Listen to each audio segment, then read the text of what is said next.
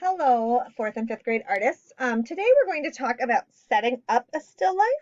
And the way that you do that is to first find some objects you're interested in drawing and then spend some time arranging and rearranging those objects. So I'm going to show you this short video of some of the things I found. So I have my crazy little storage art room here that I'm in. So I had a few things I was able to find in this space.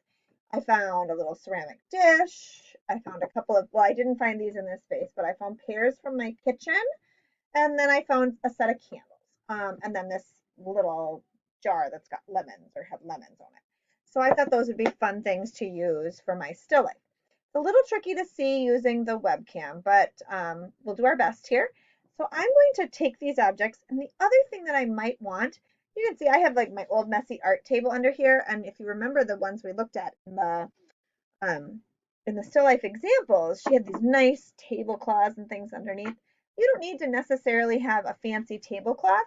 I just found like a piece of tissue paper. So if you have tissue paper or construction paper or even like a kitchen towel, sometimes it's kind of nice to lay something down where you're going to set your still life up. So you can see I'm laying down a piece of tissue paper. And then I want to find a good angle to look at all my objects. So the first thing I do is I just set my objects on. And then I look at them and I think about what we call the composition. So how do they relate to each other? How do the objects look together? How do they have a shape that kind of guides my eyes around them? Do they make sense where they're sitting? You can kind of have fun putting them in one spot. So I just put them all on here and then I look at them for a little bit. And then I decide how I might want to adjust them. So I decided I want this to tuck behind my bigger jar.